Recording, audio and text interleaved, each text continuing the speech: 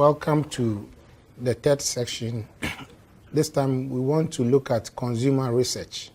This section provides an insight into the major tools that marketers use for conducting research into the behavior of consumers.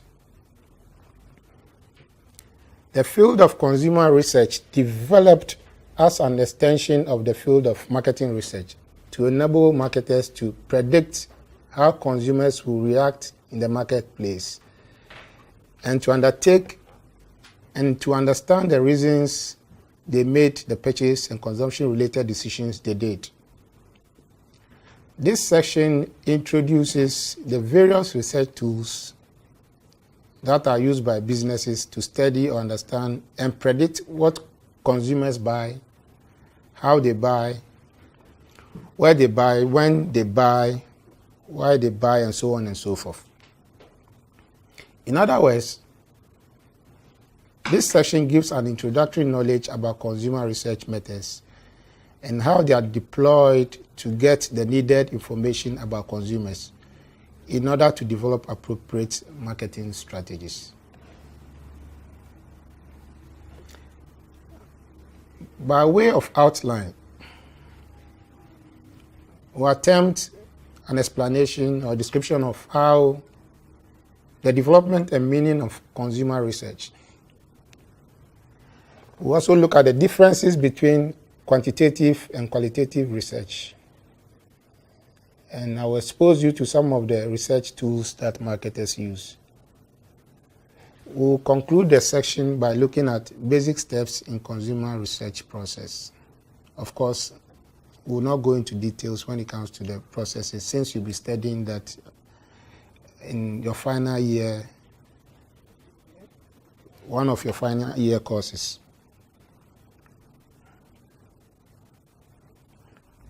I expect you to read the chapter on consumer research as listed at the end of this session or at the end of the slides. If there's a need to read other materials on consumer research, I'll make that available through the Sakai platform. According to Schiffman and Kanuk, again, the field of consumer research developed as an extension of the field of marketing research. When companies undertake marketing research activities, what do they intend to achieve? The findings of all types of research, being it marketing research, consumer research, or consumer research, are used to improve strategic and tactical marketing decision-making. Tactical and strategic marketing decision. That's why we do consumer research, basically.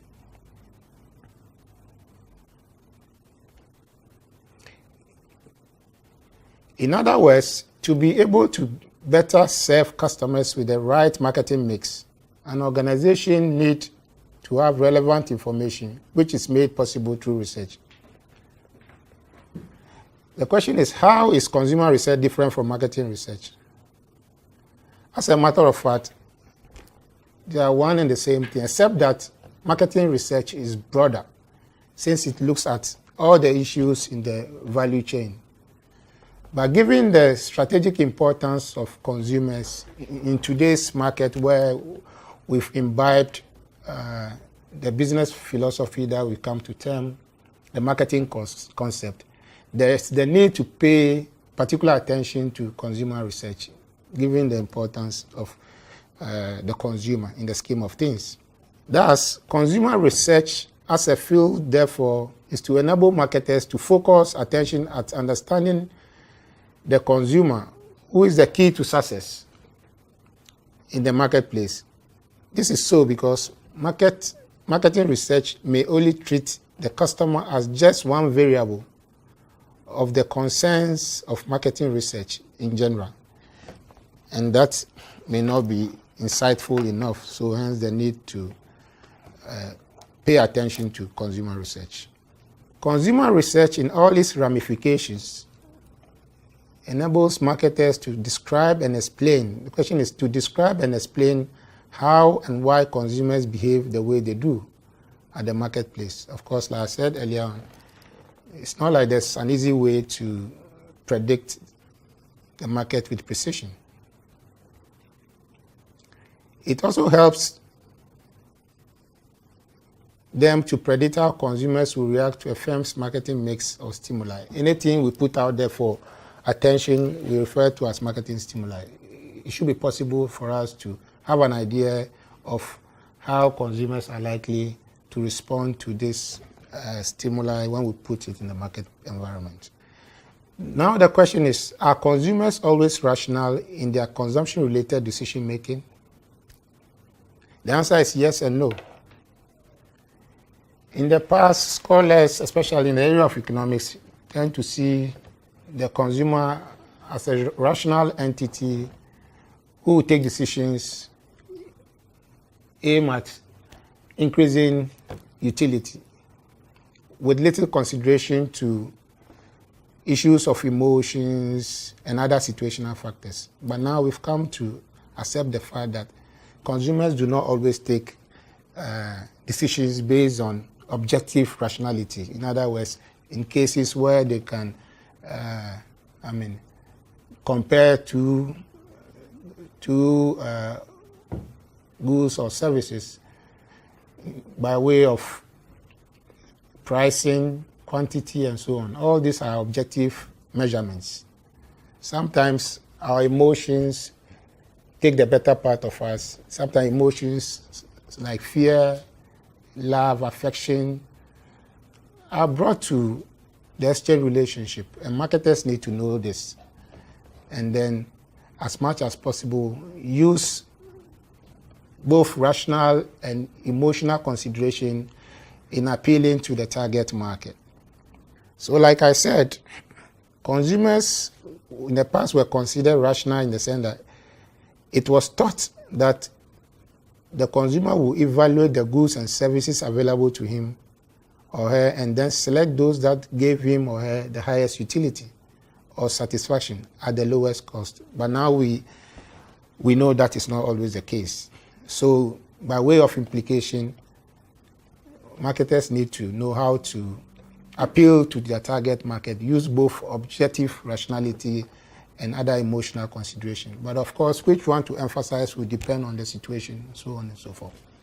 What do we mean by rationality again? Rationality could typically mean using objective criteria, e.g. buying a product because it is lower in price, more efficient in safe fuel consumption, lasts longer, as in the case of battery if it's been proven, is faster if speed is of essence, protects better, or more in terms of quantity, among other criteria. Now, researchers also realized that apart from economic justifications, consumers were not always consciously aware of why they made some purchase decisions. Very revealing. Sometimes consumers are unable to tell why they act the way they act. And this is a concern for consumer research. Sometimes, apart from this point, consumers were also not always willing to reveal the reasons behind their purchase decisions. Sometimes they want to provide socially plausible answers to why they act the way they act. And it's in consumer research that we get to unearth these hidden motivations or motives. Now, in terms of how we elicit information about consumers by way of research, there are two broad categories of research. You may rely on qualitative approaches or quantitative approach. In recent times, businesses are recognizing, or researchers are recognizing the need to use both approaches for a more comprehensive and useful insight. So marketers often combine these two methods in order to better understand the questions of what, where, when, how often, and why consumers behave the way they do. What is of immense importance in research methodology is not about knowing the research approaches but to be able to decide on the best method in each marketing situation. Various situations will present us with various options, and it's in knowing the best option at a particular point in time, which is what is important. So trying to look at the qualitative versus quantitative, we need to ask 5 important questions in deciding on which of these approaches to use. And this may come in the form of questions, 5 interrelated questions. We can ask, what is the purpose of qualitative research and quantitative research? Why do we do qualitative research, or why do we do quantitative research? The second question we may also want to ask is, what type of research, or what type of questions do we usually ask in qualitative and quantitative research? Because in research we ask questions, and we should know what type of questions we ask. The third point is, what data collection method or methods do we use in qualitative and quantitative research tools? There are several tools. What data collection method do we normally use? There's also the question of what sampling methods are used in qualitative and quantitative research. Of course, based on the purpose, it will also inform the sampling method that we'll use. The fifth important question here is, how is data analyzed? In other words, when we get this data, how do we give meaning to this data by way of qualitative versus quantitative research? I'll try to show you the differences as I attempt to address these pertinent questions in a tabular form. So you have in the first column, you have question. So you have, what is the purpose of the research? So under qualitative research, the explanation is there, and then you have under quantitative research. We are saying that the purpose of the research when it comes to qualitative, usually we undertake qualitative research with the view to gaining fresh insight. There's no prior knowledge. So normally we do qualitative research to get fresh insights or fresh knowledge, if I can put it that way, about an idea or the market, or where the market is not familiar to the marketer. When you are exploring new opportunities, and you have limited knowledge, or there's no prior knowledge, you may want to undertake qualitative research, a kind of exploratory study. In this case, findings are normally derived from verbal comments and also from non-verbal cues such as voice, intonation, inflections, expressions, and gestures. So in qualitative research, the researcher is free to also gather information like body language and so on and so forth. An example is that we can use qualitative research to, for instance, get an idea about what a new product should be called. A product can fail or succeed sometimes just by the name that we give to the product. So we can do qualitative research just to have an idea as to what name we should give to the product, or how the product should be packaged. In terms of marketing communication, we can do qualitative research again to want to make a decision on how to craft our message, depending on the target market. There's no need to waste resources when we have no idea, so we may do qualitative research to get all these ideas. It can also help us to ascertain the profile of potential customers.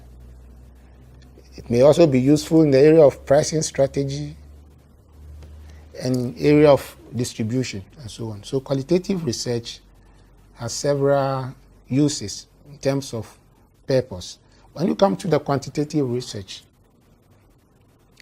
the key here is that we do quantitative research usually to describe the target customers or market characteristics. In this case, the market is there, but I want to be able to describe or understand or have a good appreciation of the characteristics of the market. We want to be able to identify cause and relationship between a target market and marketing mix element, for instance. Such research, quantitative research, we are saying that findings are usually conclusive and can be used for strategic marketing decision. Normally, when we do qualitative research, we just want the initial insight and all that. But when we want to make a more conclusive decisions, take a far-reaching decision, we may rely on quantitative research because of other factors that we'll be looking at. So typically, quantitative research can, for example, draw conclusions that 70% of our target market are foreigners and prefer their product to be packaged in color yellow. This is a useful information because even the packaging may be responsible for product failure. We cannot afford to go through this process and all that. So we may use quantitative research to be able to clearly have an idea how we should, the various packages we should come out with. And for instance, which color the package should come, which form the package should come. It's the same quantitative research that will allow us to, for instance, say that more than half of those who are likely to purchase product A are educated to at least secondary school level and are married. This information is it's a very important information in terms of business or in terms of marketing strategy.